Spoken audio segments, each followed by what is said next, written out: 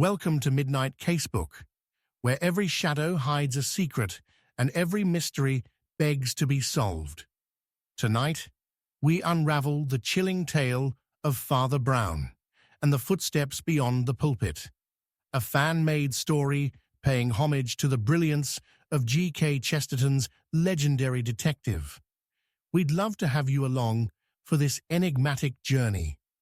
Drop a comment to let us know where you're watching from, share your theories, and if you spot any inconsistencies, don't hesitate to call them out. Your keen eyes and sharp minds help us craft even more captivating mysteries in the future. Chapter 1. The Guest Who Never Took Tea. The sickening crack of wood splintering echoed through the darkened halls of Ashcombe Manor, followed by a heavy thud that wheezed up into the night like the ghostly sigh of some long-forgotten spectre. Father Brown stood frozen in the doorway, the candlelight flickering against his brow, revealing limited shapes within the opulent chaos of the grand study. A storm raged. Outside, the thunder rattled the windows, underscoring the urgency of the moment as the clamor of tumult, muffled shouts, distant wails, filtered through the opulent surroundings, breathtaking yet tremulously foreboding. "Doctor! Vickers!" a voice cried from deeper within, the clinking of china before the diction turned sour in fear. The smell of freshly brewed Earl Grey mingled grotesquely with the metallic tang of spilled ink and the faintest trace of gunpowder. And there lay Alistair Renly, the manor's esteemed gentleman, prostrate upon a velvet rug, his lifeless eyes staring into the abyss as if contemplating the very secrets of the afterlife. The teapot beside the incongruously elegant splay of notes left on the desk remained full, its steam long extinguished, and the macabre stain of a red-inked pen echoed like a confession of sins amidst the crumpled pages. Assistance would soon arrive. Local constables clattered about outside, no doubt putting together a raucous yet uninformed innuendo of this dark affair. Father Brown stepped further into the study, his heart pounding against the calm facade he wore. How peculiar was it that in all this chaos, two figures stood ominously transfixed, the reverend of the parish gripping his collar as if trying to choke his unease into silence, and Lady Charlotte, the widow, sitting in a sumptuous chair, hands clasped tightly, a paragon of grief crumpling into hysteria. She was the picture of elegance in her modest dress, yet an air of trivial pettiness loomed. The widow of tragedy, perhaps, yet no stranger to the complexities that weave the fabric of familial bonds. "Father, where were you?" she gasped, her voice laced with the tremor of worry wrapped in a silken shroud of propriety. "This is all too much. Alistair, my husband, dead."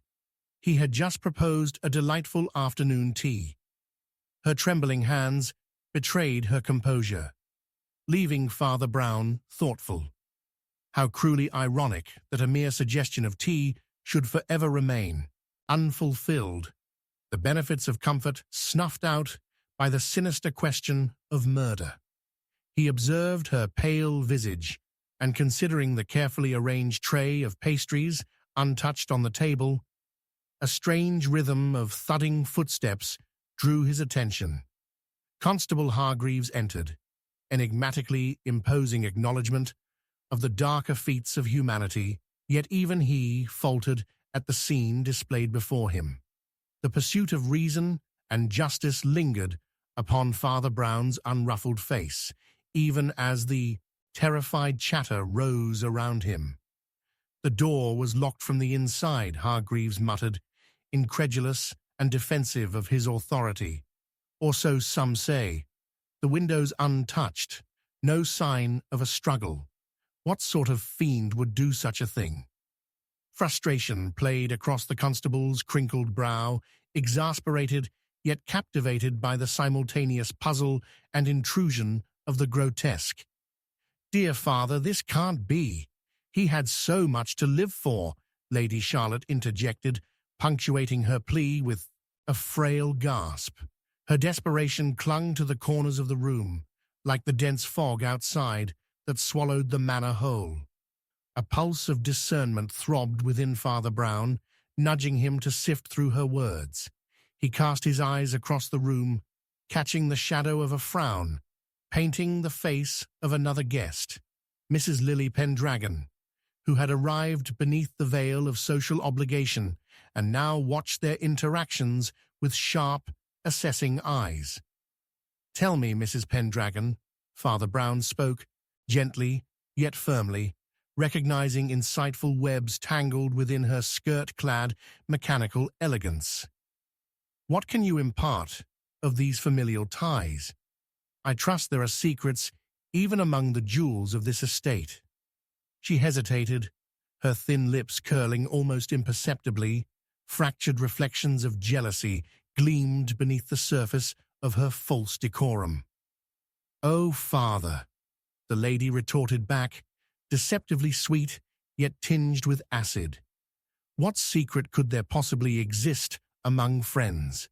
Alistair was the sun to our modest moons. How could you even venture such a thought?"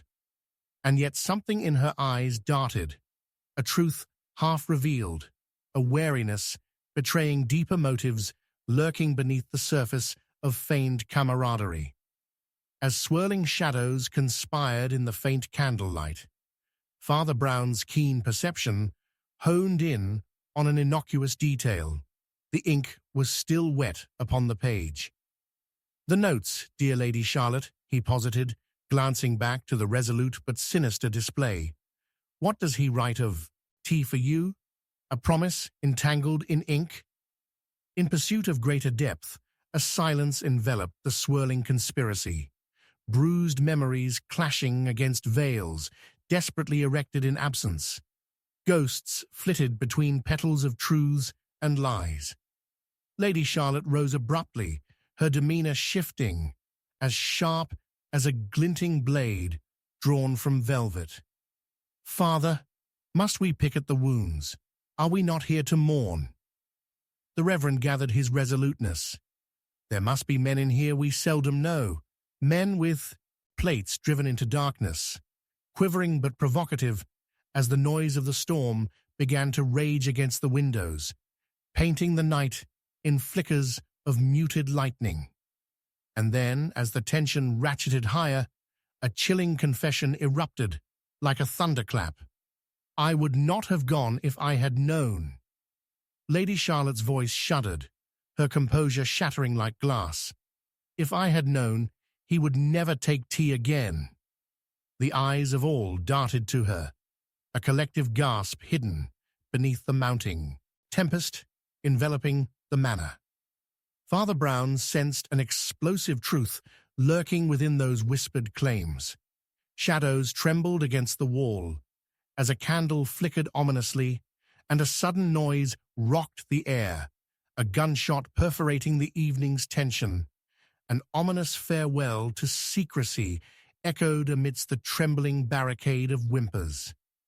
Darkened clouds swirled above Larkfield, an omen as the bolt of lightning struck nearby, and amidst the wavering candlelight, Father Brown realized that the final note of this misarranged symphony had yet to be whispered.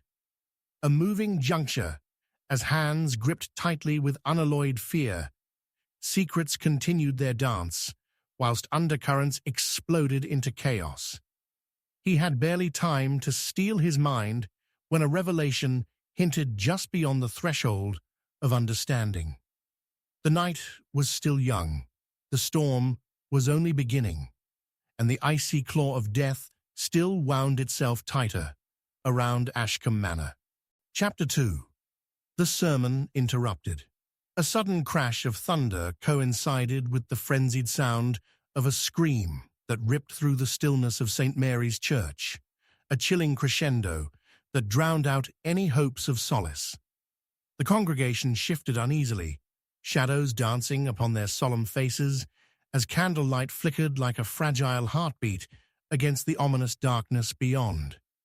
Father Brown, clutching the heavy leather-bound Bible that was his constant companion, felt a pang in his gut as, unsettling as the storm raging outside, and he knew the funeral of Alistair Renly would be anything but a typical farewell.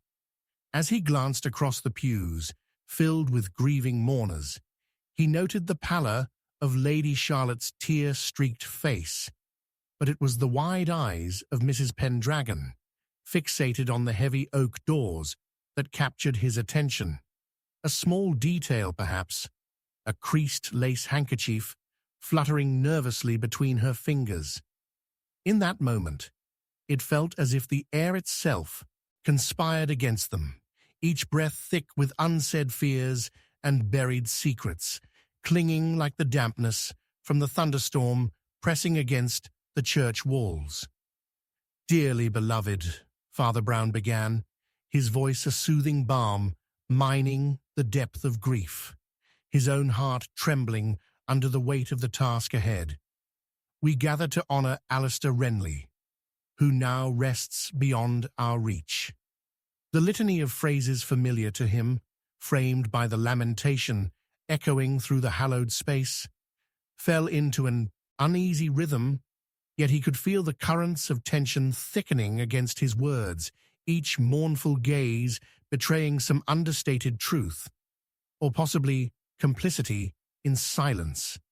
As the wind howled outside, or perhaps it was the distant cry of a child, a figure bounded through the heavy doorway, drenched by rain, hair plastered down their face, a jagged, spirited silhouette slicing the sanctuary's somber veil. The assembly congealed into hushed whispers, a collective gasp of bewilderment as the stranger crossed the threshold. Father Brown squinted into the gloom, disorientation settling like dust. "Forgive me," the newcomer called, breathless and wild-eyed, "but there are matters to discuss. Secrets buried beyond the pulpit that bind this tragedy. I know what lies close." Gasps rippled through the congregation like the prelude to a storm.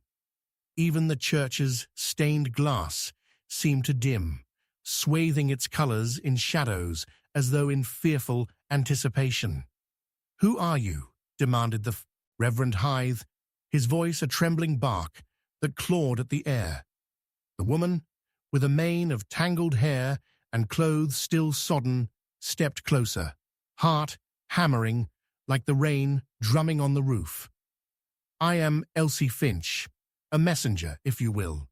I caution against the stillness of the heart and the body lying cold, for Alistair's death holds a mirror to our sins." Her eyes, wide and glassy, bore into Father Brown's, and perhaps the remnants of his long-stead faith in humanity faltered at her fervency. "Let us speak decently, my dear," Brown interjected softly, hoping to summon calm amidst the rising tempest that enveloped them. He took a step forward, the currents of his intuition spinning wildly as he sought the truth hidden beneath her erratic words. "What do you mean by secrets?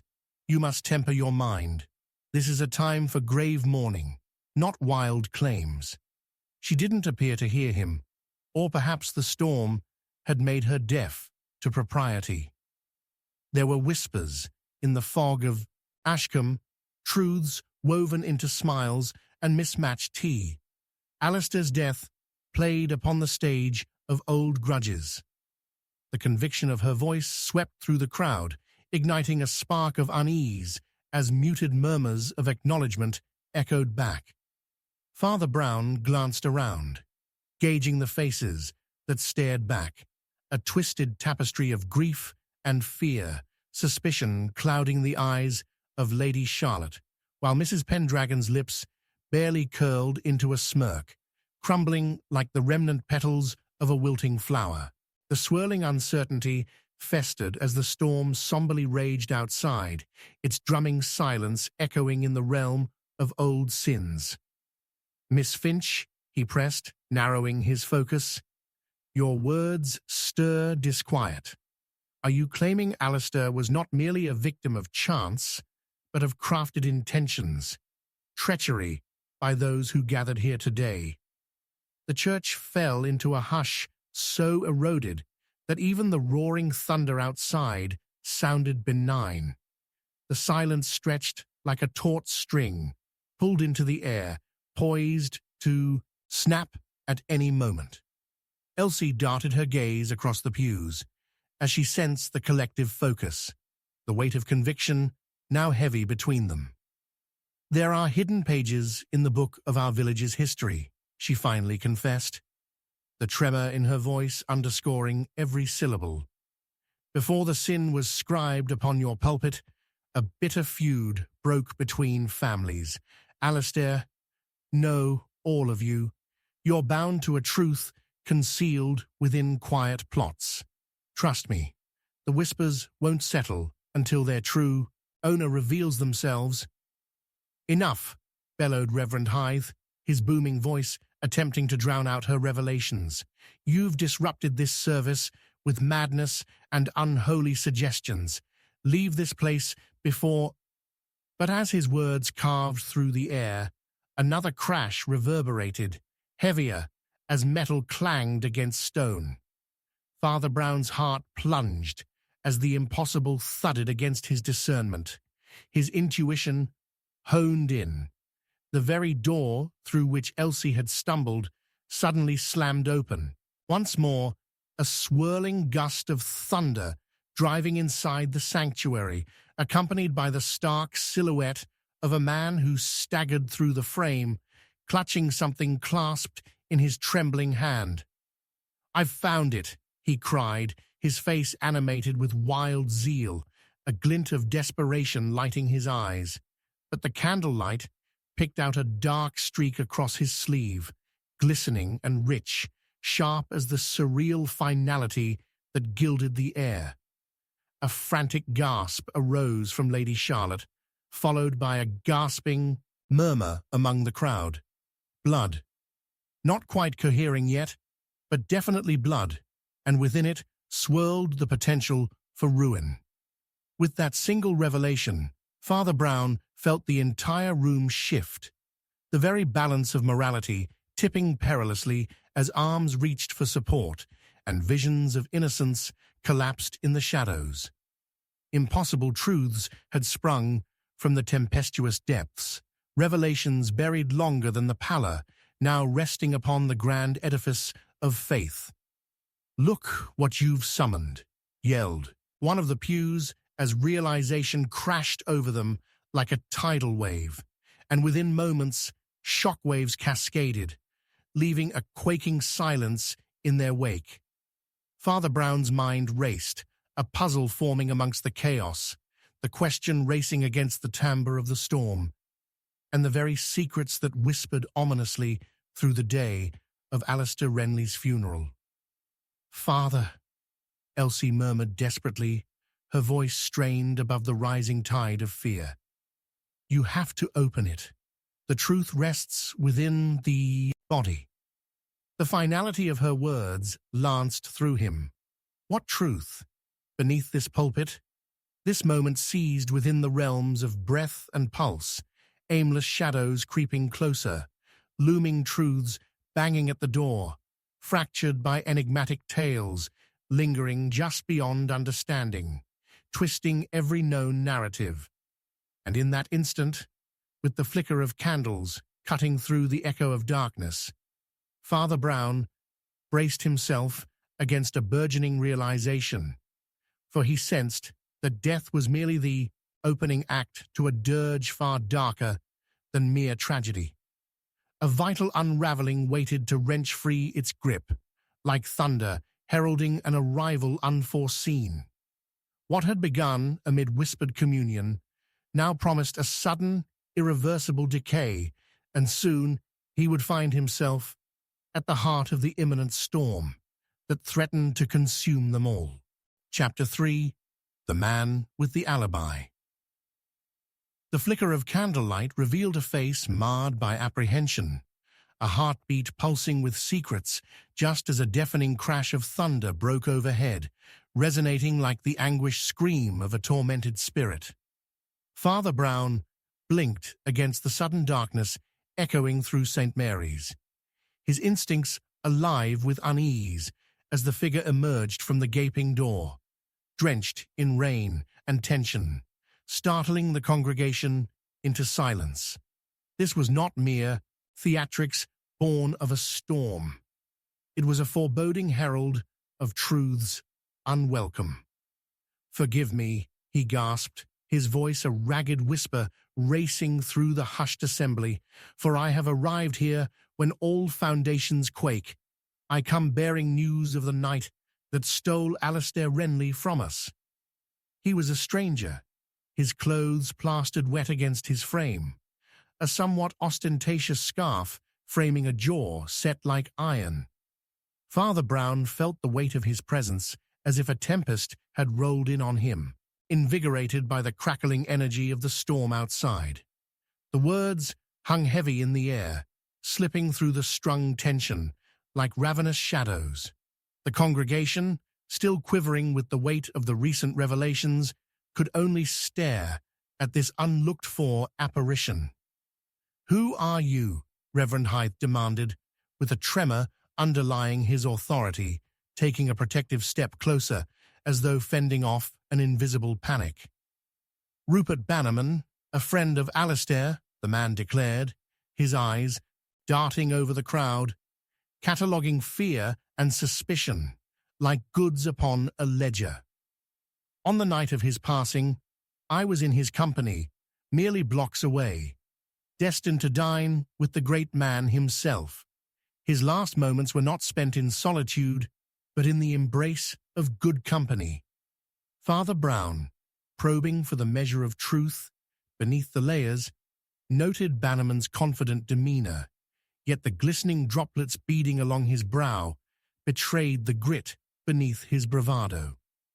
"Alas," Bannerman continued, adjusting the scarf with a flair that contrasted against the gravity of his words, "I came upon the scene too late, a frightful tableau where shadows danced their final dance, and you know as well as I that it is a gruesome affair."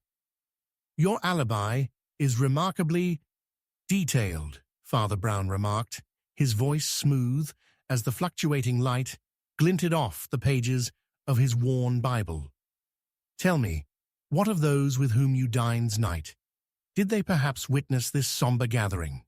Surely one can't simply appear with such assertions unverified." "James and Edgar, I can name witnesses. A quartet of us," Bannerman replied, his charm shimmering in contrast to the dampness around him, purporting a veneer of innocence. "We were at the Red Lion, reminiscing over old tales, garish banter, flowing like the very ale that greets our lips.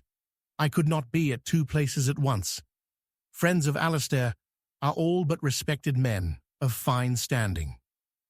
"He may have spoken well of you, but how did you first know of his demise?" Father Brown pressed, the air around them thickening. "A calamity such as this travels quickly, yet you arrive from the storm rather than a panicked messenger. Unfortunate timing, wouldn't you say?" A flicker of discomfort crossed Bannerman's sharp features, nearly obscured by the low light, but he donned a mask of geniality. "My travels took me close to the manor when I heard the whispers of alarm. It was imperative I came to share." Angling away slightly, he glanced over the heads of the mourners. "There are tales enough of treachery. I must ensure your reverence understands the true treachery that plays like a spectre across this home." The congregation began to murmur, unease rising. "Lord, this place is riddled with shadows. We are but actors upon a grim stage," Lady Charlotte interjected, her voice tattered yet resolute, a broken angel in a tempest. "What do you mean, good sir? What do you know of treachery?" "Let us be civil," Father Brown soothed, feeling the tide of hysteria swelling like the storm outside. We must sift through these claims of treason wrought upon Alistair. Someone here would profit from his requiem. That much is clear. His gaze fell upon Mrs. Pendragon, who had retreated further back, a smirk playing at the edge of her lips. She clasped her handkerchief with a brittle tenacity, as though suppressing her laughter amid grief. "My dear Mrs. Pendragon," Father Brown continued, noting the way her eyes slightly shifted away from Bannerman, "you too seem uneasy with our friend's arrival. Pray, have your own shadowed connections come to roost tonight?" Bannerman laughed, but it held a hollow echo, and Father Brown observed his accomplishment, planting discord while the rain drummed ever harder against the stained glass. The other mourners were stirred, shifting uncomfortably with every suggestion, hearts racing palpably beneath the weight of his deductions. "There are more connections than one would suspect," he continued, "including blood and ink. Alistair did not merely fall to some passing fate. We are intertwined in a tapestry of betrayals, are we not? I assure you, I had no part in this. Bannerman's protest died on his lips as silence consumed him, his posture faltering for a moment, only to gather once more into a whirlwind of conversing graces. "Answer me clearly then, Rupert," Father Brown pressed, a keen observer of deception. "What did you come to hear us discuss?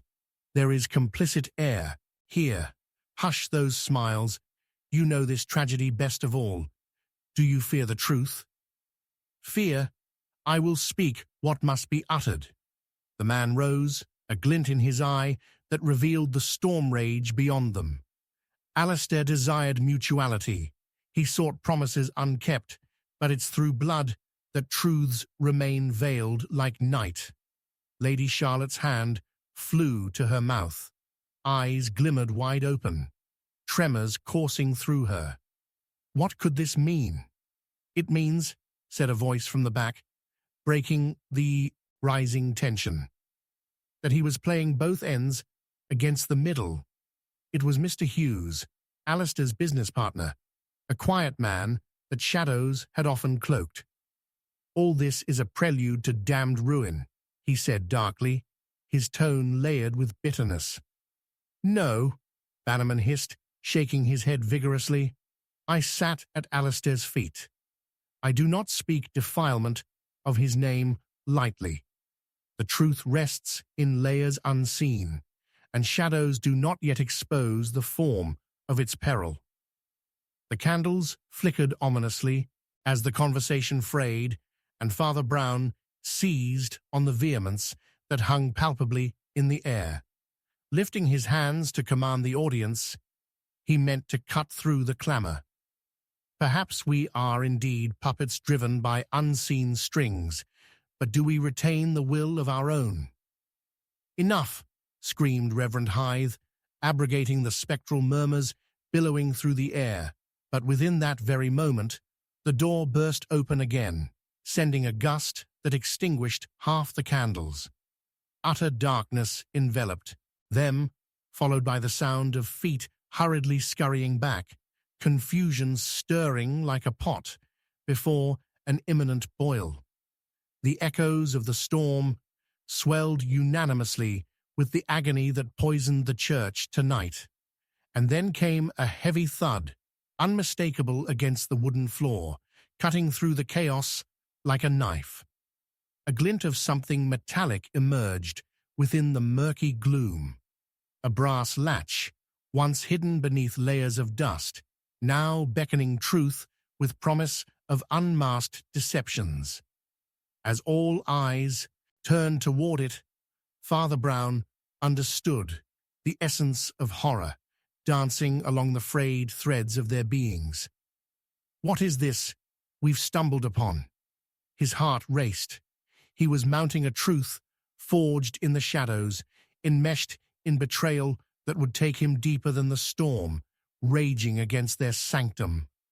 As the lantern light flickered to reveal the latch, a thunderous bolt split the sky open above them, echoing with a portent ominous beyond comprehension, and Father Brown resolved to see through the drapes of deceit arrayed before them, even as the depths seemed to echo with latent secrets awaiting their revelation.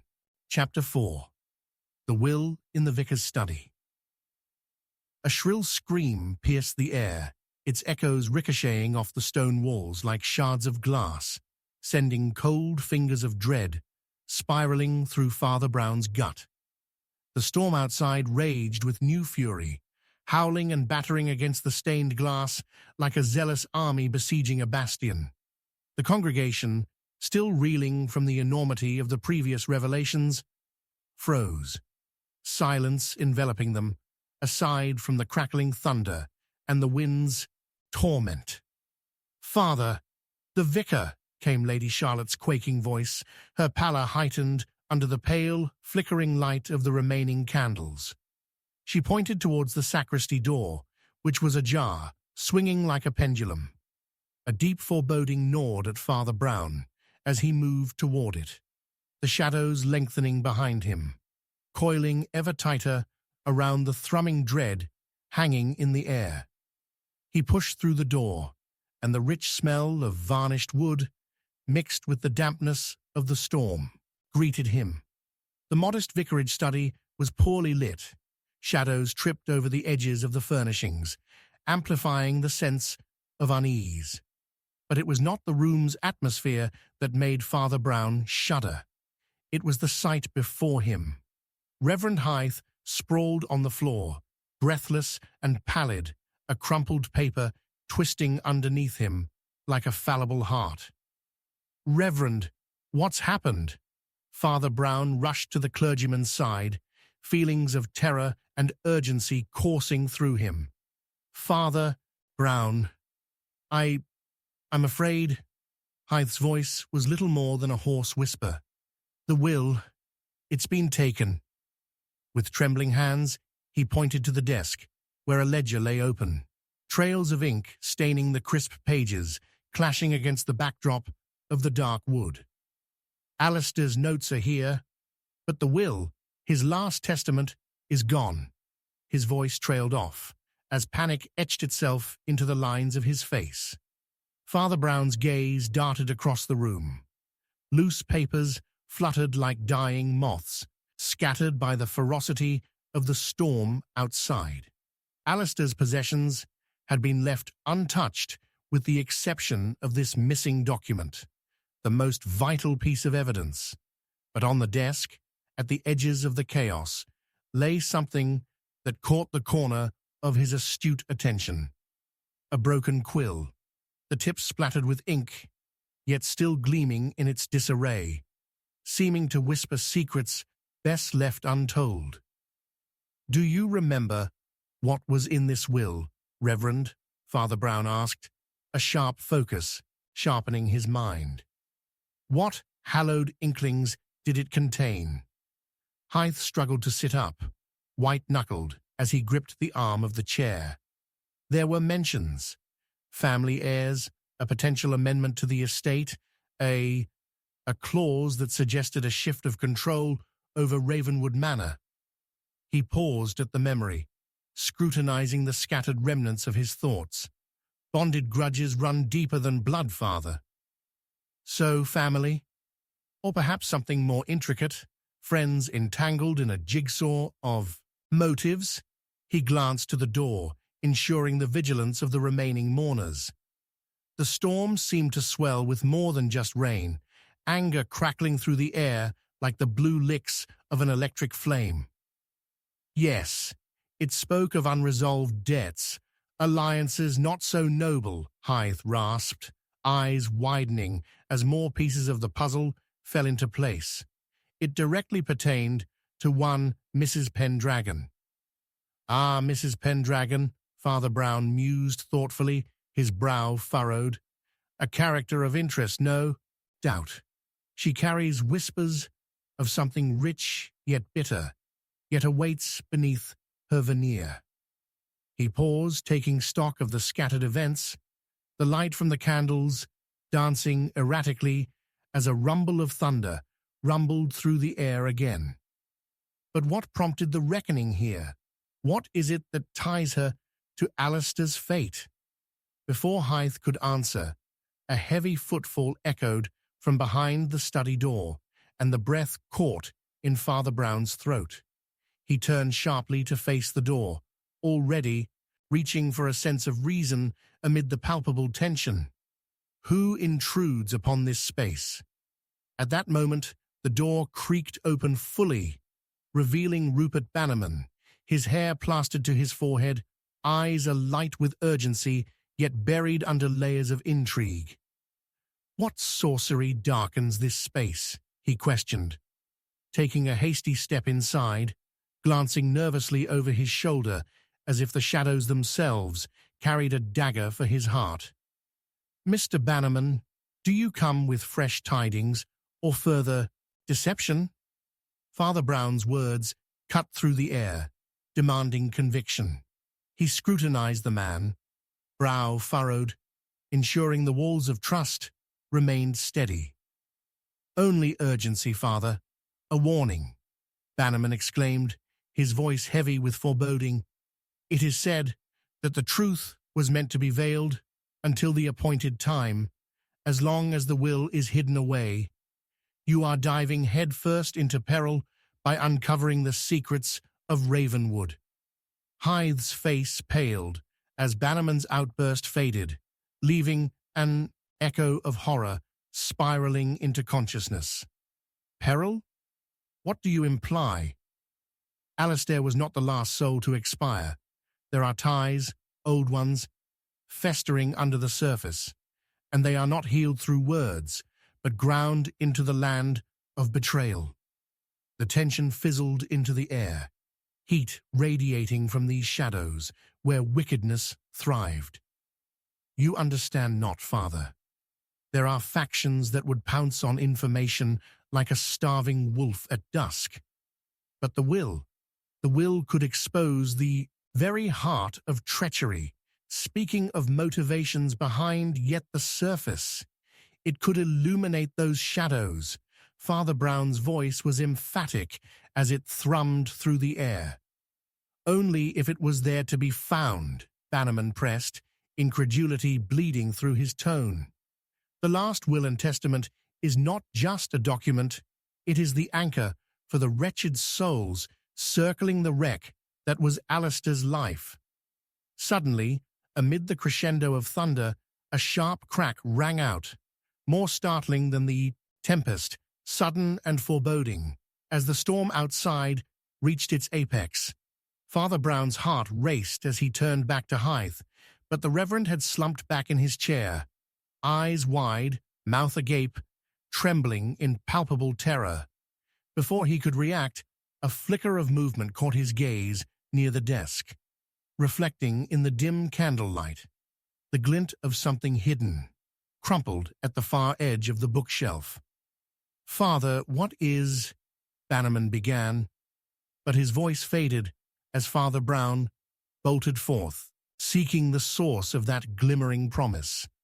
He reached the bookshelf and plucked the forsaken scrap of paper nestled beneath the shadowy volumes, his breath catching in his throat.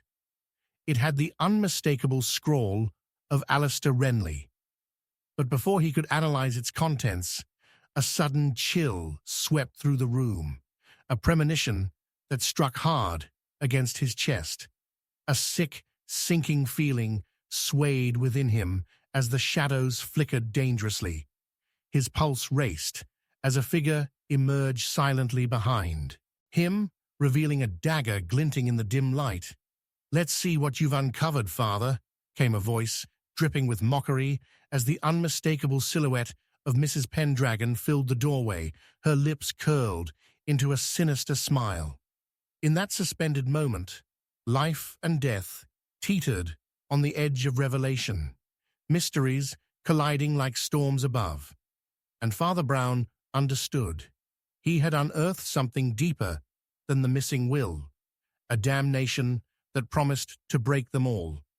And then, in that heartbeat, loud footsteps echoed outside, but the truth remained locked away, like a sealed casket yearning to tell its wretched tale. Chapter 5. The Vanishing Portrait. A sharp crack pierced the oppressive stillness, splintering the very air as the last vestiges of daylight seeped from the sky, leaving only the gloom of night to settle over Ravenwood Manor. Father Brown, standing in the study's oppressive shadows, felt a breathless tension choke the air. The storm outside, relentless and furious, sent icy fingers of wind through the cracked windows, whispering secrets of the past, and wrapped within its tumultuous embrace, a new terror began to coalesce. "It cannot be," he murmured, his heart racing, as he darted back toward the desk, eyes wide with the heat of urgency. The Reverend's lifeless form had seemingly been brought back to stillness, as if all the life had been drained from the room alongside the fury of the storm. But something else clung to the atmosphere, the unmistakable chill of dread tightening around Father Brown's chest. A single candle flickered precariously, throwing grotesque shadows that danced across the rough-hewn walls, a prelude to the chaos that loomed just outside the door. "The portrait!" came Lady Charlotte's panicked exclamation from the door, her voice rising over the storm with all the desperation of a shipwrecked sailor on the brink of despair. "It's gone! The portrait of Alistair!" Father Brown turned, eyes narrow and keen, piecing together the threads of disarray. The portrait of the late Alistair Renly had graced the manor's grand hall, an image of elegance, cloaked in hallowed history, its absence as eerie as the discord grasping at their souls. "Gone?" he echoed, his voice taut as the storm itself. But the portrait held more than mere likeness. It was an enigma woven through time. Within its frame, whispered secrets might still linger. "We must act quickly, Lady Charlotte." Without another word, he bolted from the study, the candle's light dwindling in his wake. As he navigated the twisting corridors, the manor's atmosphere pulsed with unseen malice, a tempest more sinister than the one outside. He reached the grand hall, his heart pounding like the thunder rattling the rafters overhead. Eyes darting, he scanned the empty wall where the portrait had hung, its absence like a wound left to seep. "What cursed hand could take such a treasure?" he breathed, approaching the wall, fingertips grazing the dust left behind. The portrait had been there, a paragon of Alistair's bearing, capturing both his vigor and his vulnerabilities.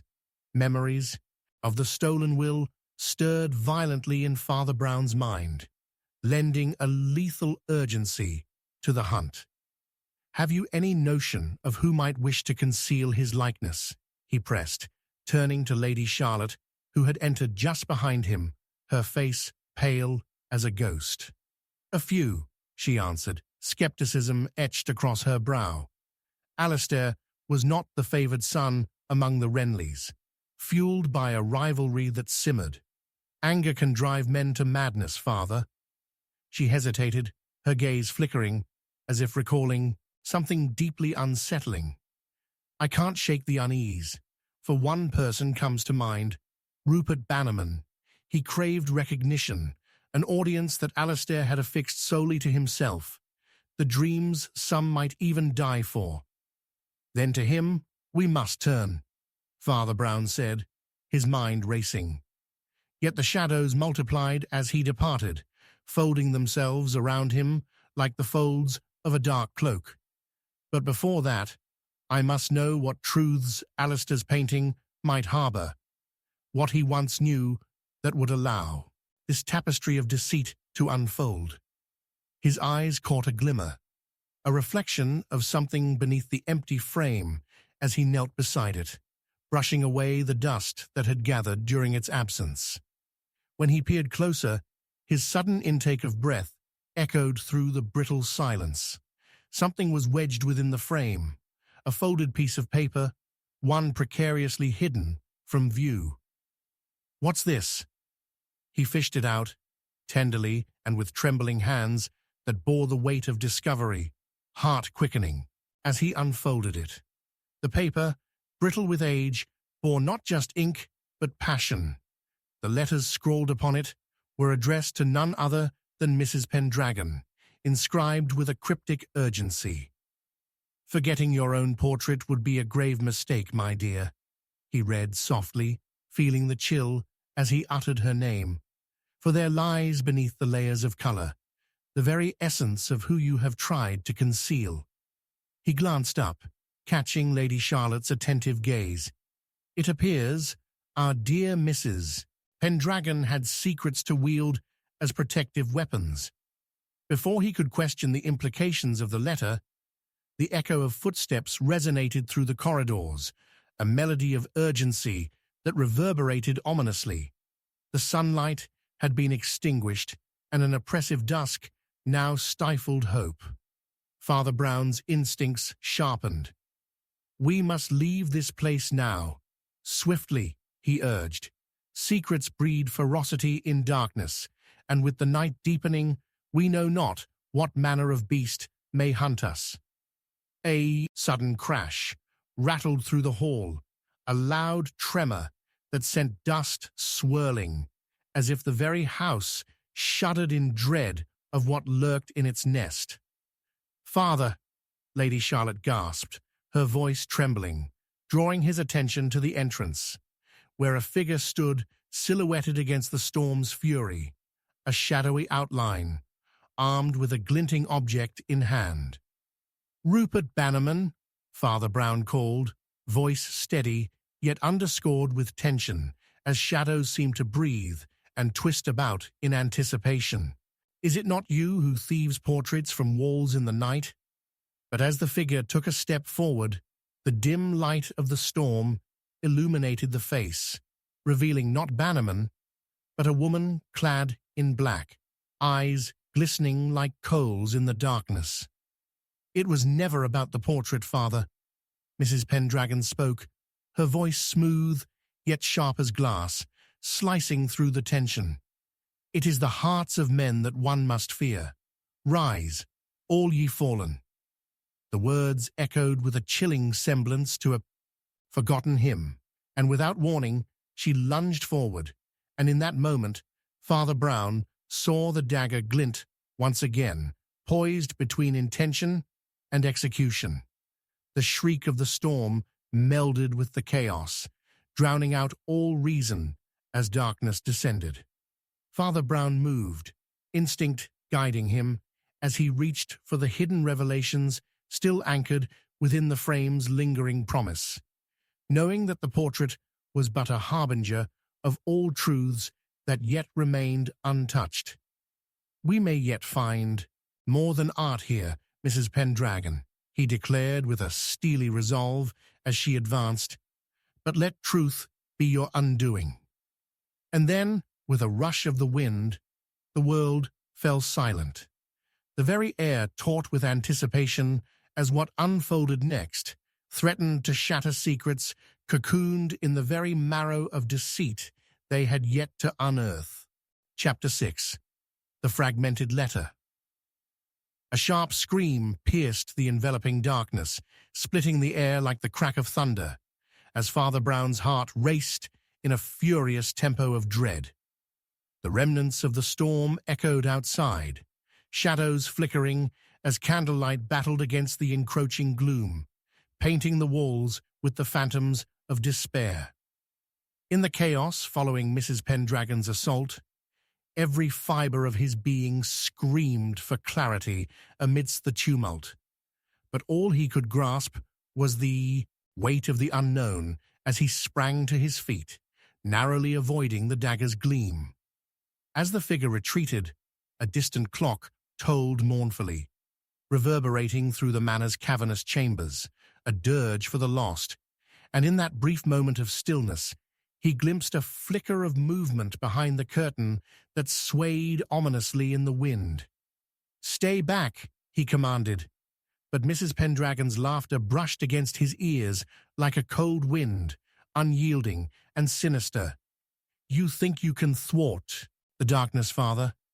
I would have you know it thrives, even in the hearts of the righteous." Her taunts sent a chill prickling down his spine.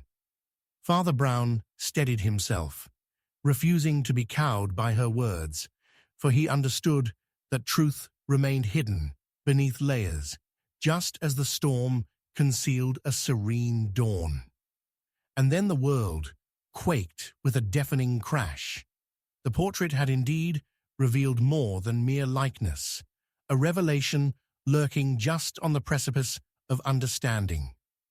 The candelabra tipped, extinguishing flames and submerging the study beneath an eerie twilight where secrets writhed like maleficent spirits. He moved toward the darkness, driven by intuition as much as fear, seeking a solid thread of truth in the obscured shadows. A curtain drew aside, revealing a tremulous corner, shadowed in despair. It was then that a crumpled envelope slipped from its concealment, a fragile fragment surging forth as if eager to tell its tale. Father Brown stooped to retrieve the letter, fingers trembling as he opened the worn paper. The ink, though faded, still bore the sting of passion, a harried scrawl, composed with urgent care, a glimpse into a heart too long silenced. "My dearest Alistair," he read aloud softly, the name hanging between them like a spectre. "There are things in this world I wish to impart to you, but feared the implications of love, stained with despair. My heart has grappled with shadows." The words danced on the tip of a truth he could scarcely grasp, leaving him breathless with curiosity. "A love letter?" Lady Charlotte's voice broke through the haze, her eyes wide, greedily absorbing the implications of the revelation. "From whom, Father?" Before he could respond, the door burst open, and Bannerman stood framed against the storm, his features taut with urgency. "What is it? What have you found? The very air is thick with tension. There are whispers, accusations fogging the truth." He swept inside, his gaze flicking toward the letter, trembling in Father Brown's hand, suspicion blooming like a weed in his demeanor. "Rupert, hold your fury." Father Brown addressed him, voice low yet firm. "This may carry the weight of Clarissa MacDonald's heart, Alistair's childhood friend, whose emotions were never revealed outside the shadows of this manor." He measured the artist's face, searching for any trace of recognition, and was not disappointed. Bannerman's brow furrowed deeper. "Clarissa? I suspected there was an unspoken bond, a delicate thread that tied them together beneath layers of familial disdain." Bannerman's expression darkened, as if the air had thinned, revealing hidden fears. "But that matters not. It is her judgment we must question, for sorrow can birth deceit." "Ah, but what brings you to such accusations, Mr. Bannerman?" Father Brown moved closer, the porch creaking softly beneath his weight. "Jealousy can stir the most vapid hearts to vengeance." Bannerman's eyes narrowed, and his voice hissed low. "I've known the devils at play in this manner, Father. They can wear the masks of saints." His expression sharpened, as if recalling a deeper wound. She could have longed for something more than Alistair's shadow, and in her absence might lie the key to his demise, a poisonous cocktail of longing rendered fatal. Yet Father Brown remained steadfast, mind racing through layers of tangled motives. We cannot forget, however, that desperation breeds a tumult of action. Did Alistair harbour secrets himself? This letter hints at affections kept clandestine, but what if that courtesy concealed knowledge, an indelible truth that suffocated him? The storm outside roared, as shadows flickered ominously at the edges of the room, fierce winds clawing at the walls. Lady Charlotte stepped forward hesitantly, her voice trembling, like the fragile light around them. But if Alistair shared in that intimacy, could it have then provoked the wrath of another? Who else knew of this Kreutzer line that may weave into the fabric of murder? At once, a creeping unease settled in Father Brown's mind. He beckoned the letter closer, eyes scanning for something overlooked. Yet, as he turned over the paper, a distressed figure appeared in the puddle of candlelight. Mrs. Pendragon, hovering in the doorway, her face pale as the moonlight glimmering in the storm. "Oh, you've found a letter, Father, but be wary. The heart is a treacherous weapon." Her warning was a veiled threat, and with it she slipped into the shadows, leaving them tethered between revelation and dawning dread. "You must confront her immediately," Lady Charlotte urged, her resolve igniting. Her previous fears now tempered with valor. "Discover her designs, Father. Understand what truth she seeks from chaos." Father Brown nodded, a tumult brewing within him. Yet, as he turned, something glimmered upon the folded letter anew, a signature obscured by time. His heart pounded as he revealed a name, his breath hitching in his throat. Ink leaked secrets of contentment, of a union that might hint at motives darker than mere grief. But before he could grasp the implications, a sharp report rang through the air, snapping the atmosphere taut, an echo of a gunshot. The walls shuddered, and a breath left him, weighted by the eerie calm that followed. Eyes darting toward the doorway, where Mrs. Pendragon had vanished, Father Brown knew that the fabric of their lives had now ripped, overlaid in betrayal and blood. "Stay close," he gasped, racing through the storm-darkened corridor, knowing he might just stumble upon the heart of secrets, and perhaps the unholy answers demanding restitution, where truth could be every man's undoing. Chapter 7. A Shadow at Matins. The church bells tolled with an urgency that sent a shiver coursing down Father Brown's spine, a dissonant jangle that seemed at odds with the clammy silence that enveloped St. Augustine's. He bounded into the sanctuary just as a clamorous scream echoed from the last pew, shattering the hushed reverence. The congregation, frozen in shock, turned their anxious faces toward the source, a flicker of candlelight revealing the pallid visage of Rosie Carter, a young woman now pale as a ghost, clutching a blood-stained handkerchief that trembled between her fingers as if imbued with a life of its own. "What has happened?" Father Brown's voice cut through the murmur of gasps, resolve firming as the scent of incense and wax filled the air, augmented by the metallic tang of blood. The stark contrast scraped against the sacredness of their surroundings. "It's Simon," Rosie stammered, eyes wide with terror. He's been shot."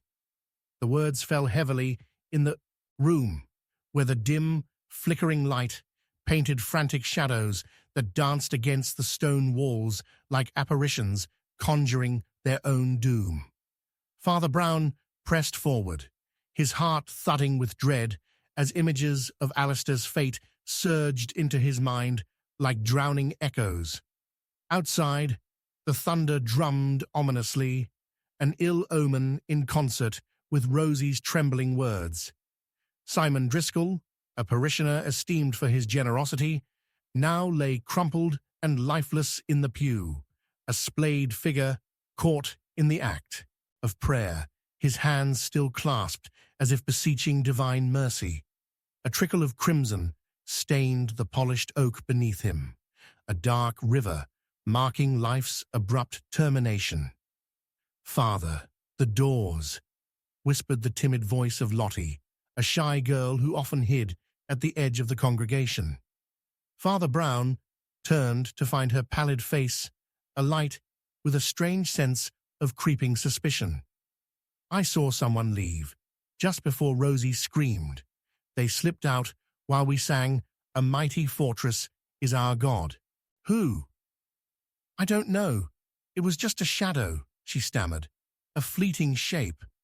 But there was a glint, like metal.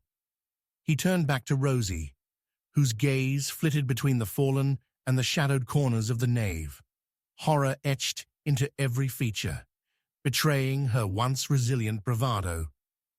"Rosie, who else was here?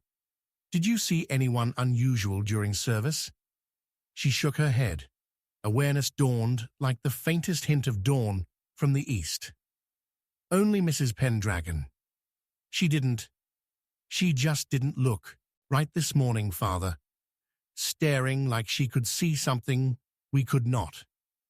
Distraught from yesterday's upheaval, Father Brown mused, an idea creeping into his mind, weaving a thread through the fabric of deception already tinged with blood. Despair can drive one to foolishness. Suddenly, a low moan rose from the crowd. It was Cora Annaway, the church organist, eyes bright and wild. "Father, the hymn. It's cursed." "What do you mean?" he asked sharply. "The second verse," she gasped, voice quaking like the aged timbers of a ship at sea. "It speaks of shadows haunting those who sow discord. I thought it was just a tale, an old wives' warning." Father Brown felt his pulse quicken, like notes in a sonata building towards a crescendo. "The shadows biting at our heels," he murmured, considering her words. Every hymn, every supplication uttered among the congregation might bear implications more profound than surface reflection. The church's atmosphere thickened with the clammy fingers of dread as eyes widened in silent horror, and doubts that had lingered since Alistair's passing swirled in a storm of accusation. The sinister shadows cast by flickering flames now resembled something far more vivid, the lurking presence of dread that enveloped them all. "I must see him," Father Brown declared, crossing to Simon's lifeless body, drawing closer to take stock of the man who had been taken too soon. Kneeling beside the fallen parishioner, he noted the manner in which the fabric of the slain man's jacket stood taut against his form, depicting a contradicting elegance amidst the grotesque tableau. "Father, watch out!" shouted Lottie as she stumbled forward, nearly losing her footing. A flash of metal drew Father Brown's attention. A cufflink, gleaming and incongruent amongst the chaos, emerged from Simon's partially opened hand, gripped tightly like a secret too precious to yield. With the eyes of the congregation upon him, Father Brown gently pried the cufflink from Simon's grasp, smudged with blood, but figures entwined within engraved swirls captured his eye, an elaborate crest of a family he recognized all too clearly. "Simon was set to inherit a title, wasn't he?" he murmured, brow furrowing. "That crest, Driscoll and Linehan, yet the whispers suggest sparse affection within these walls." "What do you mean by that, Father?" Rosie's voice was a haunted whisper, drawn closer, weaving into the strands of concern, suffocating the room like ivy. "Love and ambition walk hand in hand. Murder often follows closely behind," Father Brown replied, stealing his gaze and encountering one shining accusation after another in the trembling hearts before him. "Do any of you harbor longing, ward resentments welling beneath the surface? I want the truth." Rosie, the voice of admirably raw emotion. "What have we to hide?" Before Father Brown could respond, a distant commotion roiled the air outside, a flurry of footsteps interspersed with shouting. The groups of concerned parishioners turned involuntarily, the delicious tension of unknowing thickening unbearably. Amidst the bedlam came a sudden crack, like thunder. Another gunshot echoed anew, reverberating against the stone walls.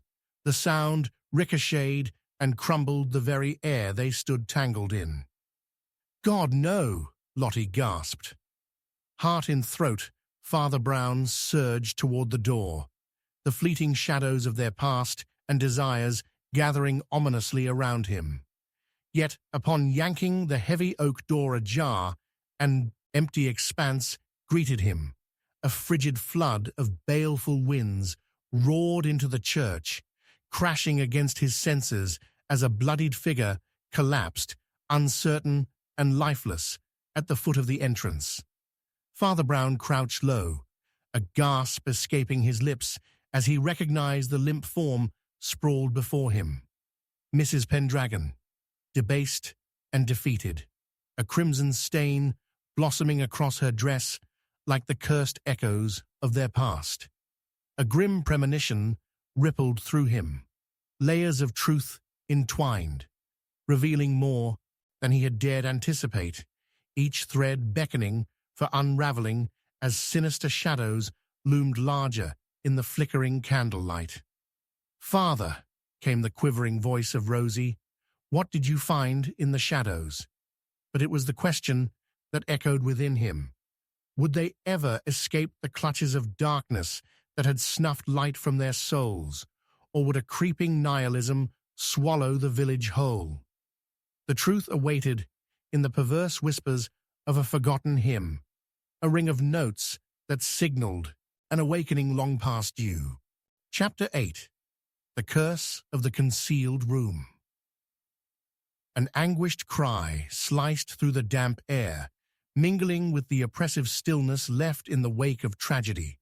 Father Brown barely had time to process the sound before Lady Charlotte's silhouette materialized in the candlelight, her features contorted with dread.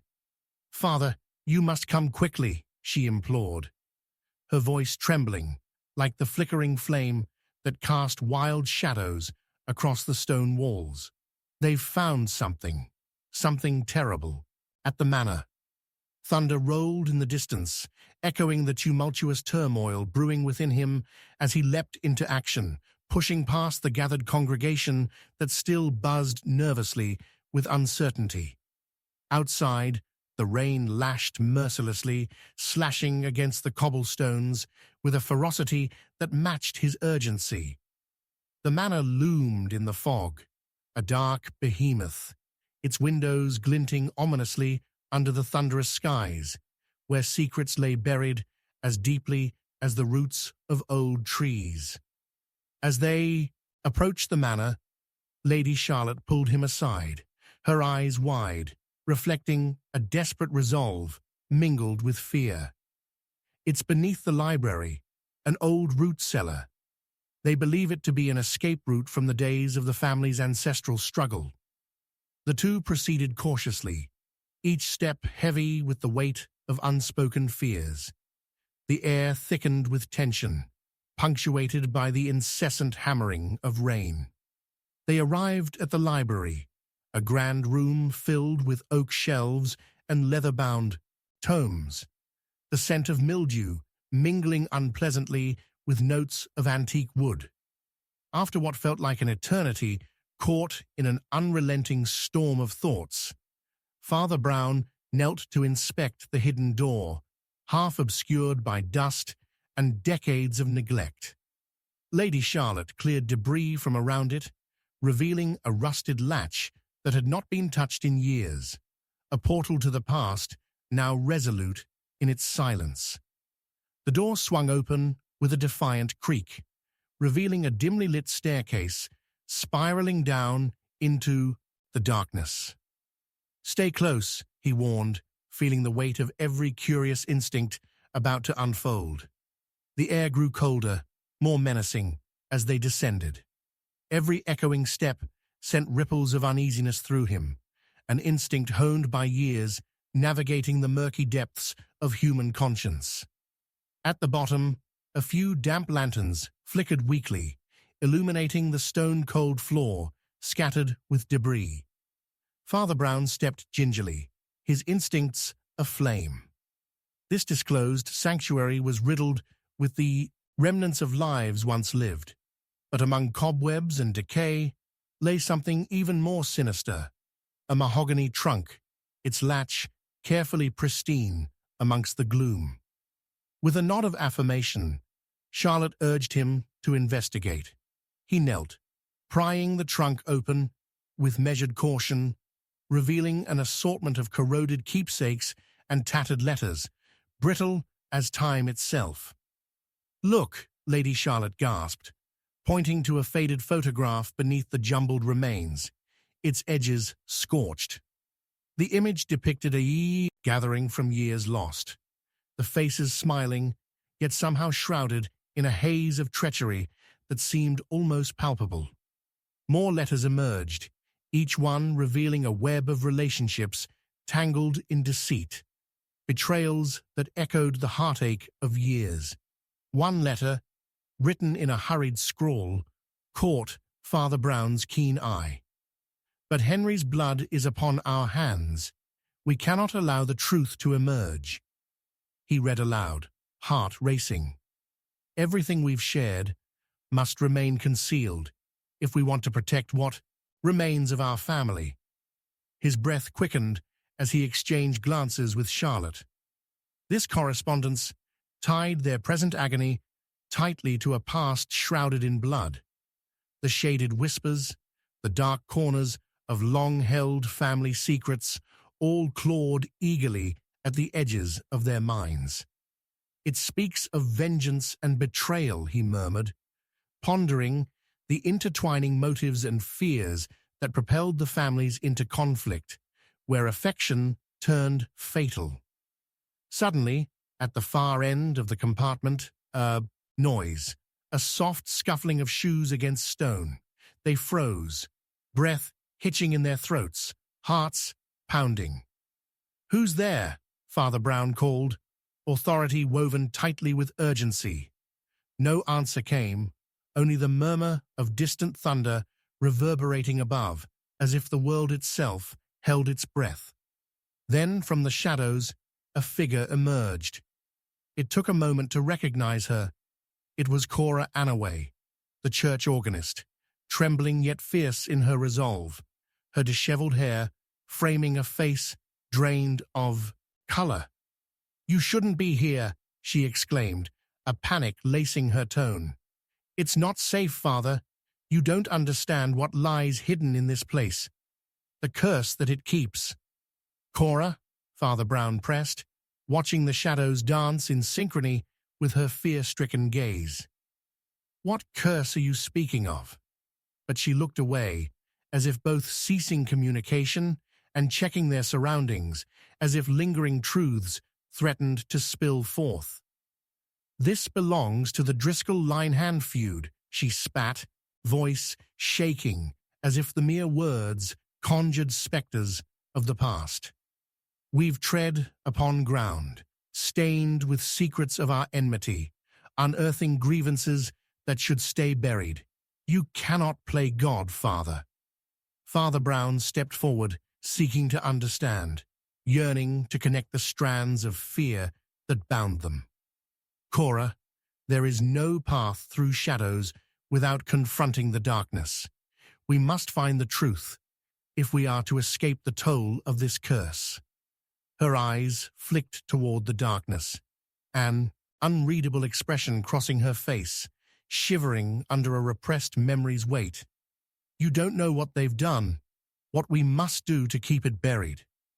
Then there was a sudden crash, and the lantern's light flickered violently before plunging them into darkness.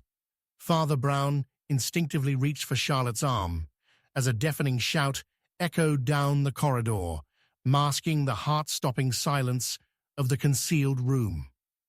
"Cora," a voice rang out, urging and desperate, yet unmistakably familiar, sending cold shivers racing along his spine. With a gasp, Cora bolted past them, her expression a blend of horror and resolve. "Do not follow. You mustn't." Her voice trailed off into the darkened corridor, leaving Father Brown and Lady Charlotte helplessly grasping their shock and dread.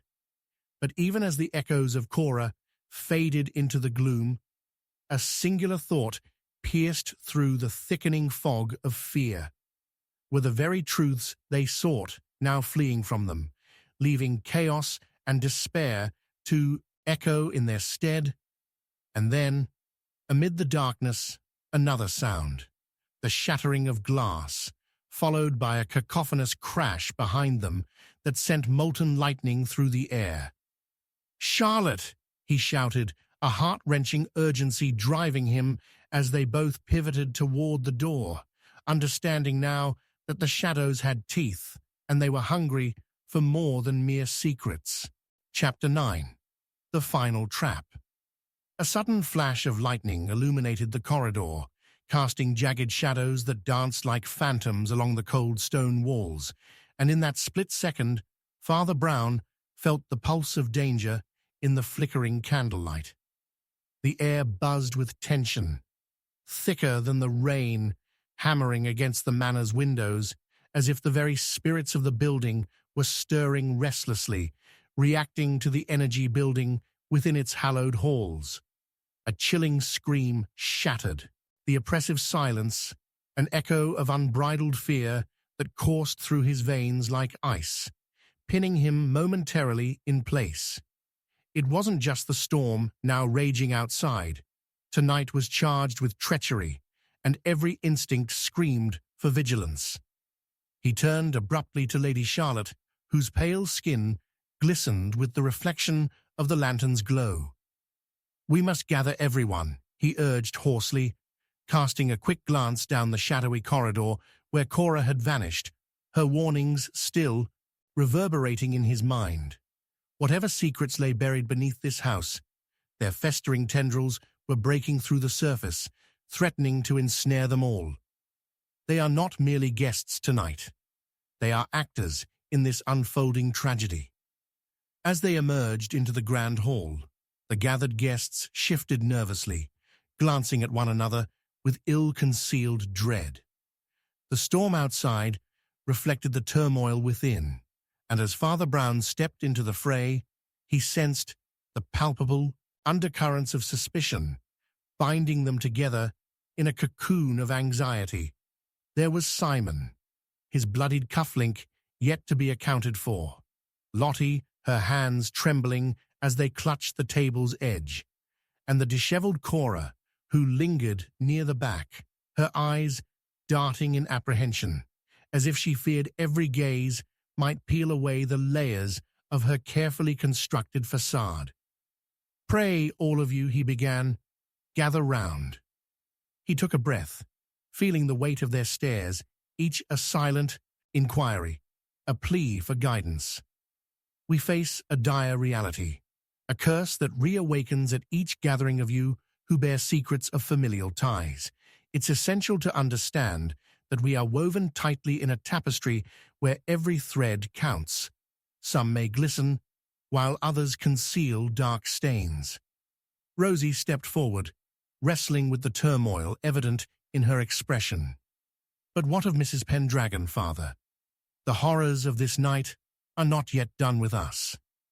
Her voice was a whisper, yet within it lay the remnants of a fierce will. "And do we even know who among us is truly innocent?" "That is precisely what we must uncover," Father Brown pronounced, casting a keen glance at the faces around him, watching as hidden movements hinted at ulterior motives. In the shadows, Lottie watched with a grim determination. Her demeanor had changed since their descent into the cellar. "Do any of you know something that might shed light on the paths leading to this darkness?" Silence enveloped them, sharp and echoing. But one guest stirred, a smile crawling with artifice. Sir Frederick, his impeccable suit now drenched, held up his glass with an aloofness that stank of pretense. "You speak of curses and secrets, Father, Yet you do well to remember that knowledge is not without its peril. To dig too deep invites unwanted shadows. Whose shadow do you speak of, Sir Frederick? Lady Charlotte interjected, her voice edged with a new firmness. Loud proclamations do not bury the fears that have surfaced tonight. Father Brown observed Frederick closely, the light revealing the fine beads of sweat that glistened upon his forehead. He noted the subtle shift in his gaze towards Cora, a fleeting moment that painted the picture of a deeper tether woven by desperation and guilt. "Is it fear of exposure that haunts you, Sir Frederick?" Father Brown questioned, his tone steady, challenging the man's composure. "Or are you merely attempting to shield yourself from a truth that might engulf us all?"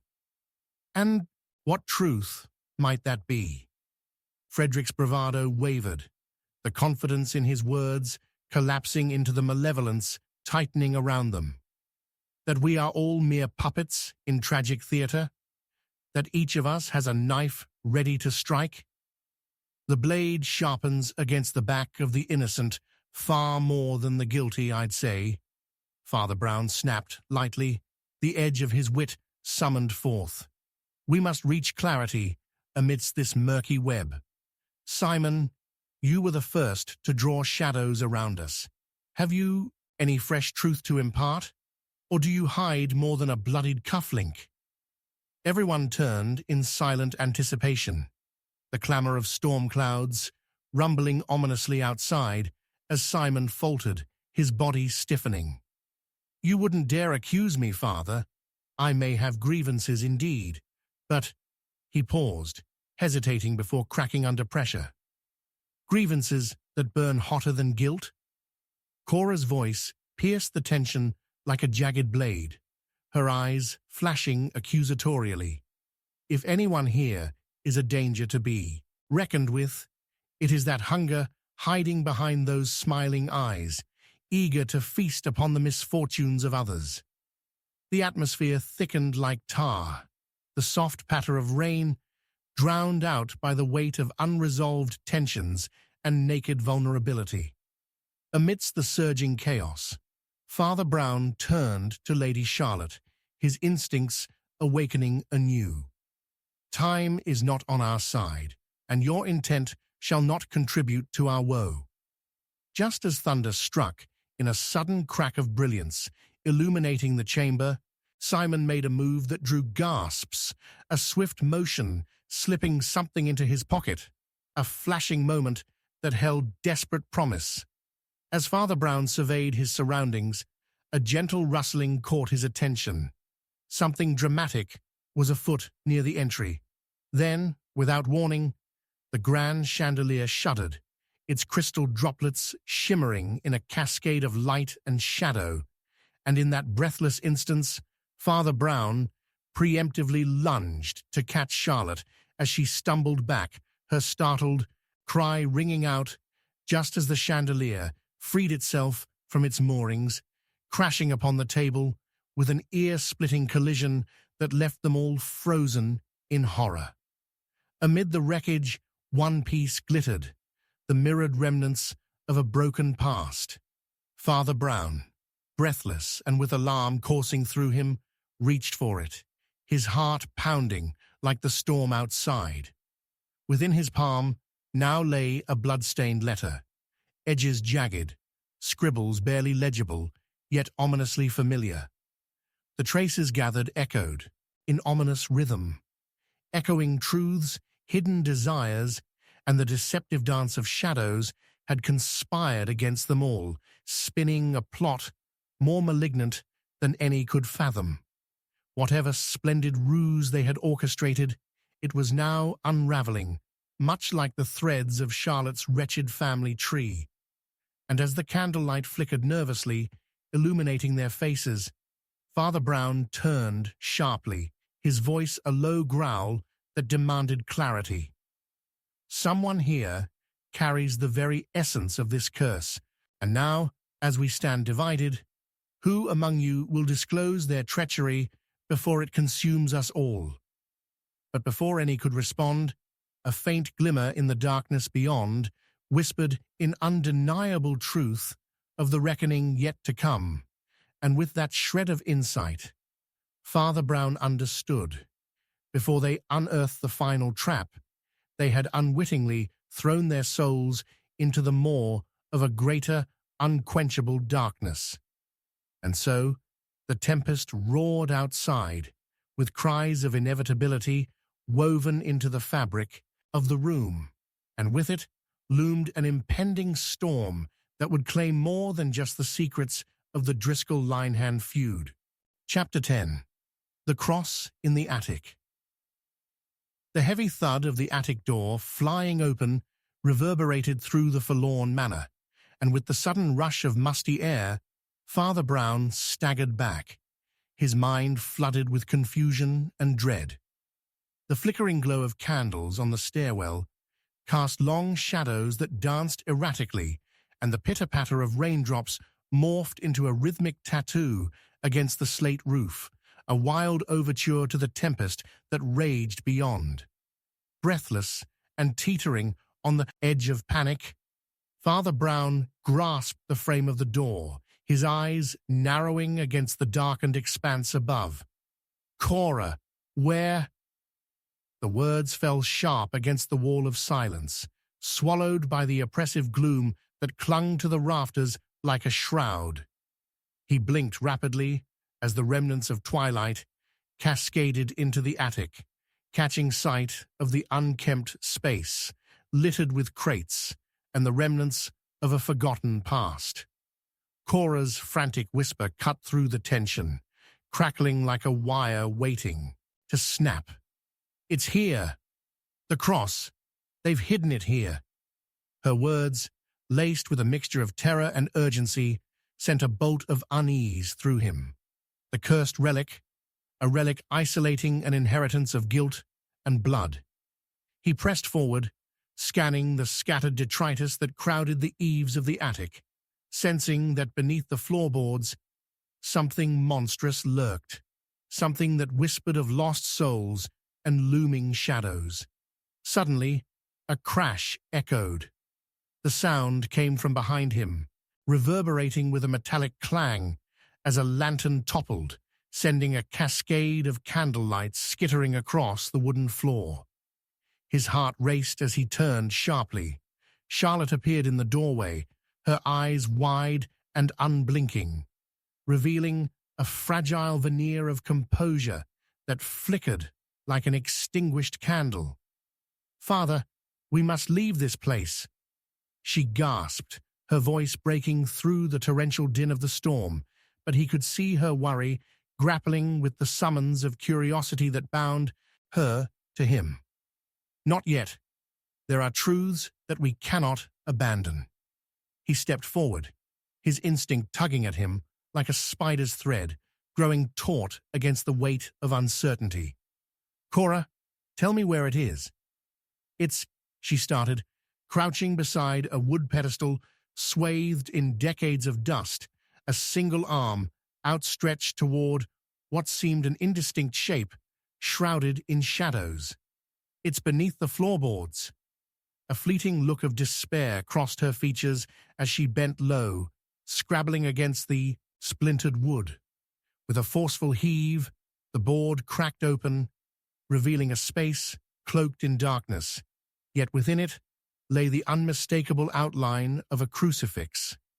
Father Brown's breath caught in his throat. Was this the very thing that had spurred hidden conflicts among the guests below? Even as the cold air oozed from the recess, a feeling of foreboding washed over him. There is something deeper at play here. Think, Cora, what drove you to sequester it? He gently took her wrist, his grip firm, yet compassionate, as he searched her frightened gaze. With a muffled sob, she managed to respond. "I hoped to present it at the family's reconciliation, a symbol of forgiveness, so that we might dispel this curse.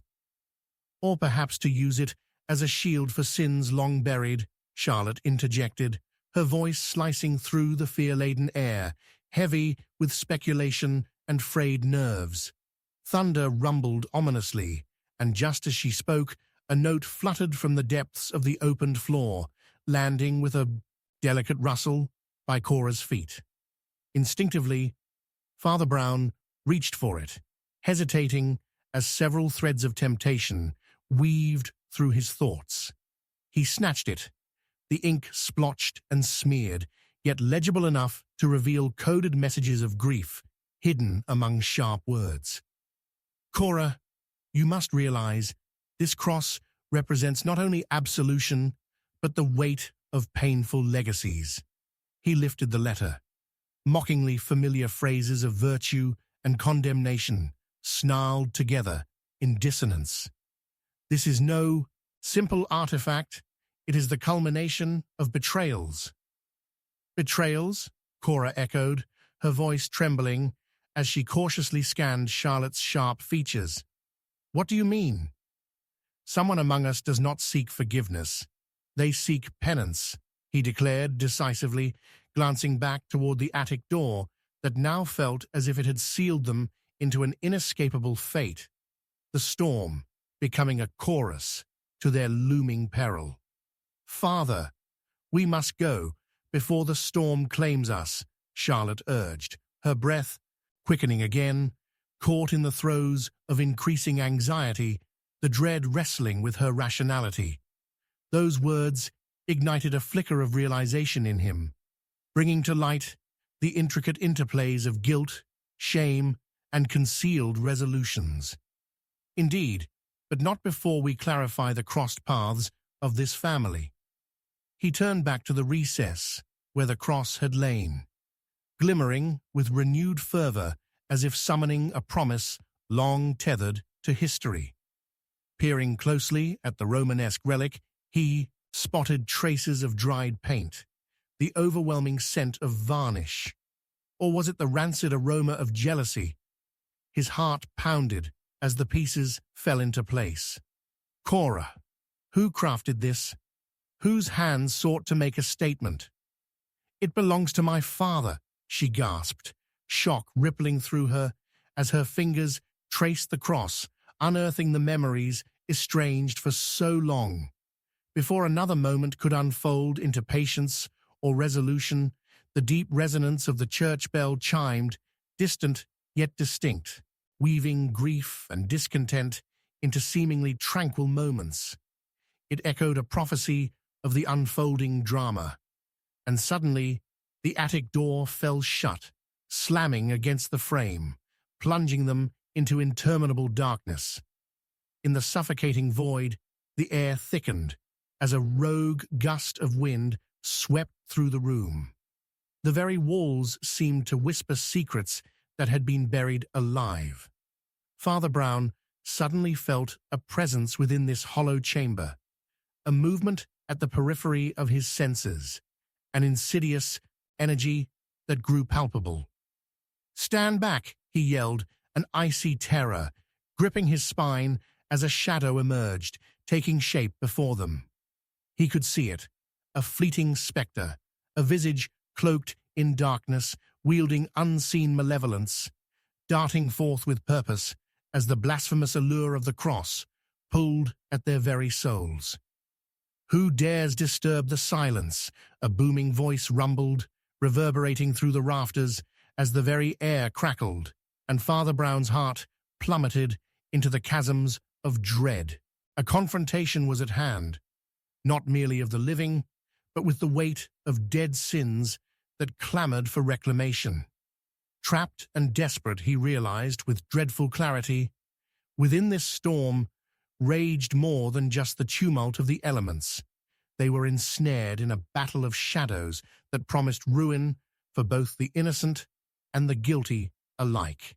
And just as a blazing bolt of lightning struck the earth outside, illuminating the ghostly figure prepared to strike, the attic door splintered, unleashing a storm that promised to sever the ties of fate once and for all. Chapter 11. The Heart of the Matter. In the instant the shadow lunged, the very air thickened with malevolence, and Father Brown's instincts flared wild. Heart racing, he lowered himself, instinctively shielding Cora and Charlotte from the encroaching darkness that twisted into a palpable form, embodying all the sins and secrets that had haunted the Driscoll estate. The flickering candlelight danced frantically, illuminating a haunting silhouette, a figure cloaked in regret and bitterness, eyes aflame with a tortured fervor. "What unspeakable horror drives you to seek our ruin?" Father Brown's voice commanded, tempered only by the tremor of the storm outside, a tempest that seemed to echo the chaos now simmering within the attic. The figure surged forward, its features obscured beneath a hood that masked vulnerability in shadow. But unmistakable was the dagger-like thrust of its indignation. "You, who intrude upon sacred ground, do you think absolution can come without sacrifice?" The words, echoing with the bitterness of betrayal, fell upon Father Brown like stones cast upon a grave. For here stood not merely a spectre, but a living embodiment of guilt, an anguished spirit yearning to reclaim justice, twisted by past grievances. Father Brown's mind raced as he processed the turmoil brewing just beyond the reach of candlelight, each flicker revealing fragments of truths hidden beneath layers of familial grief. "You seek vengeance, but at what cost?" he pressed, eyes narrowing, suddenly aware of the subtle undertones to the voice that reverberated with both anger and sorrow. "Tell me, who has wronged you to this depth?" In that fraught moment, memories coursed through the room, mixed with the electric tension of the storm raging outside, ripping through the confines of the manor. "You ask of wrongs as if you carry none," the figure spat, a glimmer of recognition piercing the veil of the unseen. "All of you, complicit in the failures of this family, bound by blood yet shackled by deceit." With that, the shadow flared unexpectedly, pulling back slightly to reveal a face marred by an old wound, reflected in twisted lines of grief and betrayal. "Simon?" Cora's incredulous whisper punctured the tension, and beside her, Charlotte stepped back, horror written across her features as realization flooded the space between them, a dam crumbling under the weight of truth. No longer a spectre of mere avarice, Simon emerged entwined in their shared history, the pain of his betrayal clawing at the very fabric of their fated connections. I wanted them to see, to feel for once what they had subjected me to. Who would mourn my silenced cries, buried beneath the insipid pretense of forgiveness? Simon's anguished words spilled forth, revealing layers of pain festering into his actions. Father Brown's heart sank. Simon had hoped the storm's chaos would wash away a legacy of shame, but instead it merely drowned the remnants of compassion. Against the crackle of thunder, Father Brown observed Simon's trembling hands. An innocuous piece of cloth fell from his grasp. Stained by the same essence of betrayal they all carried, an unwritten oath of vengeance washed in blood. "Was it you who wielded the knife?" Father Brown asked, his voice steadied by the undeniable weight of their shared past. Simon's eyes glittered with fierce sorrow, a spark of remorse buried deep within them. "I was but a tool, Father, meant to administer justice on behalf of those you hold dear."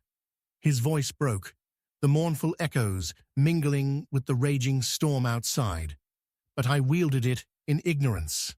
I wanted to unveil the sin beneath the surface. None would listen, none would believe. The truth is far more wretched than forgiveness could ever be." Charlotte recoiled, her breath quickening, as the shadows seemed to close in around them, encasing their memories in a suffocating grip. "A tool," she hissed, taking a step forward. "What right did you have to plunge us into? Madness? to raise the spirits of the dead? Your sins have paved a road for me, Simon declared with a hollow fervor, his gaze flickering toward the cross that lay abandoned in the depths of the shadows. You forget the burdens we have yet to acknowledge. I open this door, not to damn you, but to force you to confront what lies within. Do you comprehend the weight of your actions? The storm lashed at the windows, the winds howling as if in agreement with Simon's cries, and Father Brown felt the air thicken with an impending finality. You conflate justice with vengeance, Simon. Contemplation is not an act of destruction. You tread a perilous path in believing such a course will lead to healing. Do you not see you are entwined in a cycle of torment?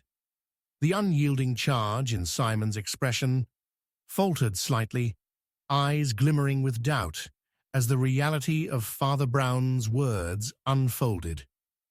You must release your grip on the past if you wish to heal, to look forward even amid the shadows festering in your soul, Father Brown emphasized, stepping cautiously closer, cautious not to trigger a self-destructive impulse from the figure hanging so precariously on the edge of madness.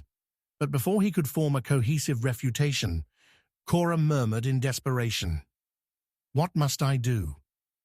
Tell me, Simon."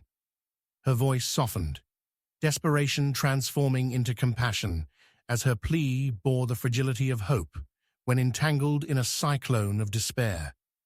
The tension crackled sharply, an intrusion resonating as thunder rumbled anew, illuminating the attic in flickers of brilliance. Suddenly, Simon's face hardened once more, his decision made palpable. "Enough of this," he declared, voice dropping to a chilling whisper that echoed nearly lost beneath the storm. "You will face the darkness together, or none shall emerge to find light." Father Brown's heart lurched, sensing the escalation as Simon's fingers tightened around a glimmering bladed object lost among the shadows of certainty.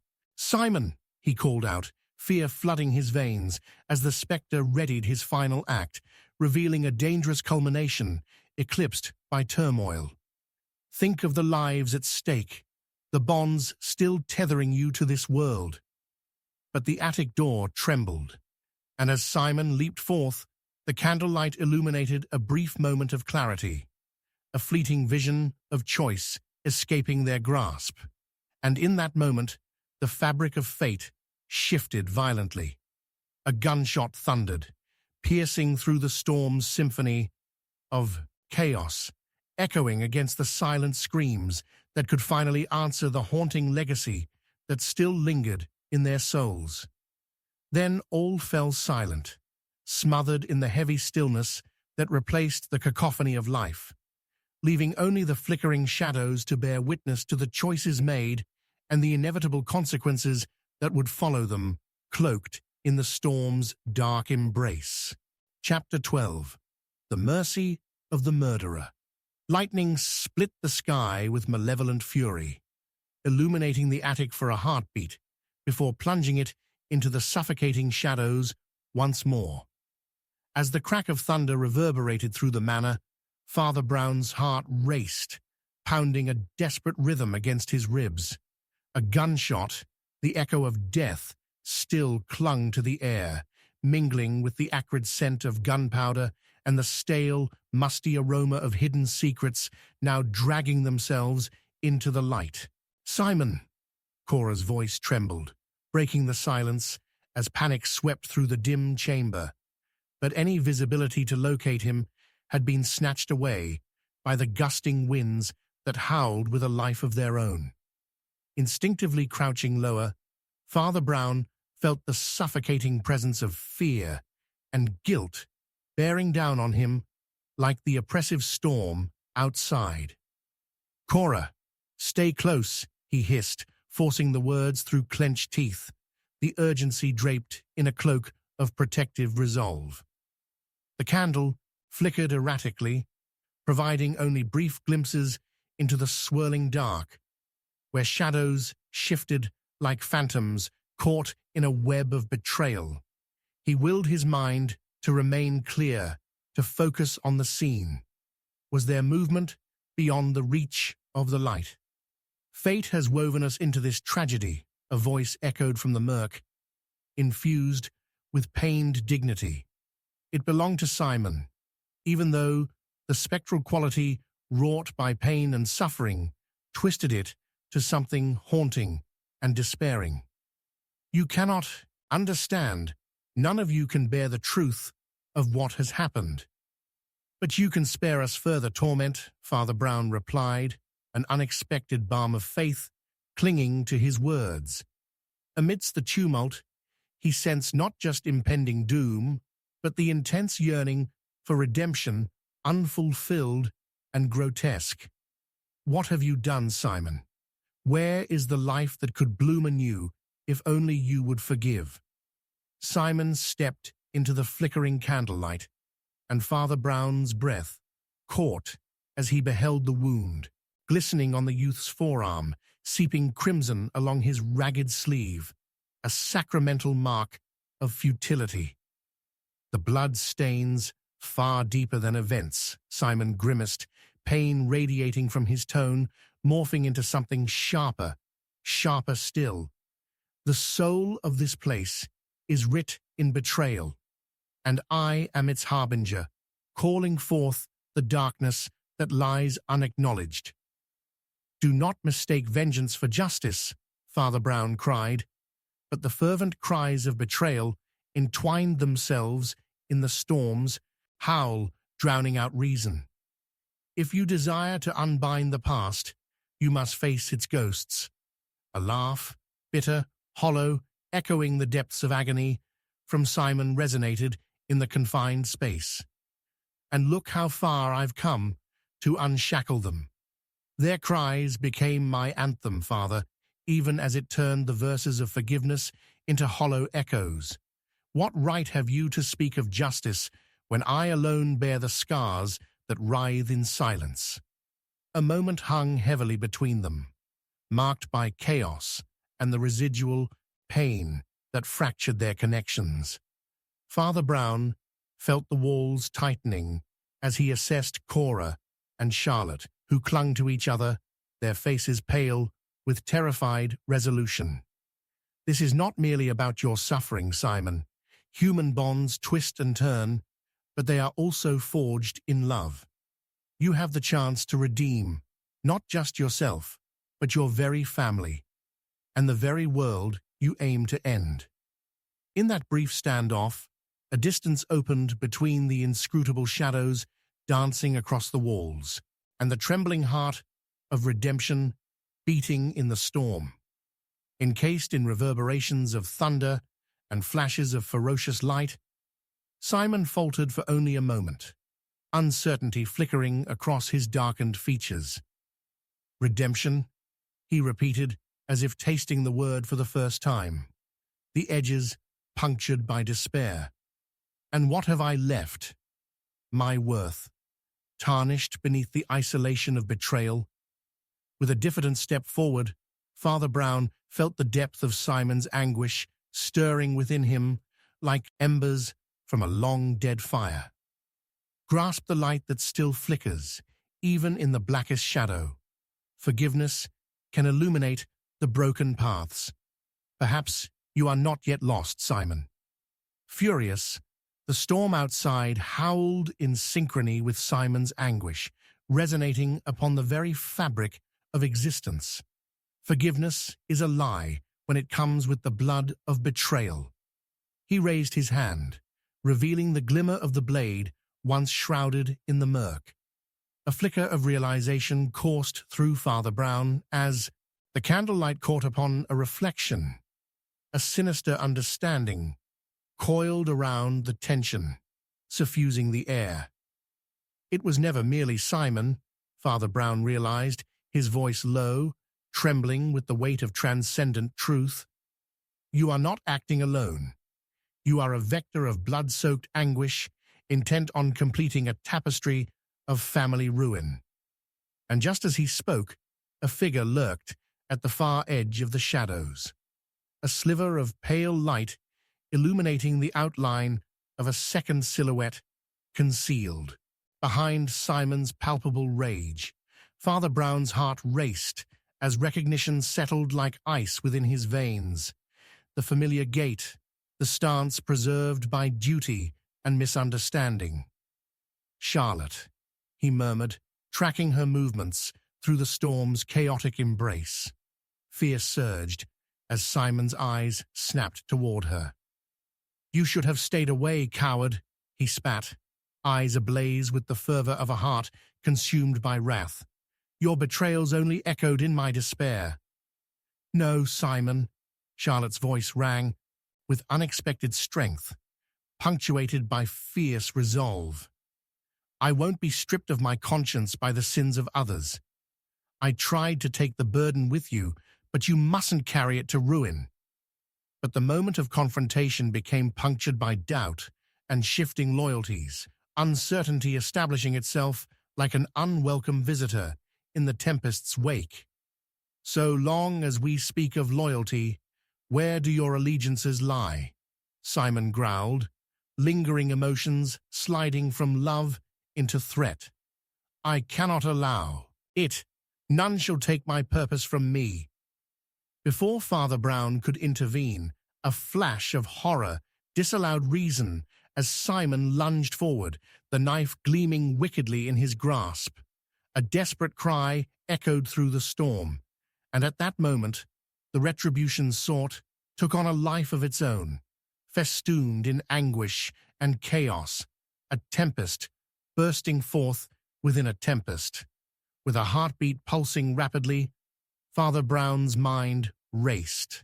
The air became electric, crackling with potential disaster. Betrayal, layered upon betrayal, as all rose to this pinnacle. "No," he shouted, the walls of the attic seeming to constrict around him, closing him in as the boundaries between vengeance and forgiveness shattered. The candle flickered one last time, extinguished in the onslaught of shadows. In that moment, what was fate but mere threads woven by hands long repressed? The gunshot rang anew, and within the chaotic surrender, the shadows undulated, threatening everything that remained unspoken. Then came the silence, heavy, suffocating, mistaken for peace. It enfolded the attic as the storm raged on, tethering hearts caught between love and ruin, conjoined by blood, drowning in the ink of undying legacies lost to the night. And as the dust settled, a dangerous truth lingered, permeating through a veil, unforgiven, suspended in space, waiting to be unveiled.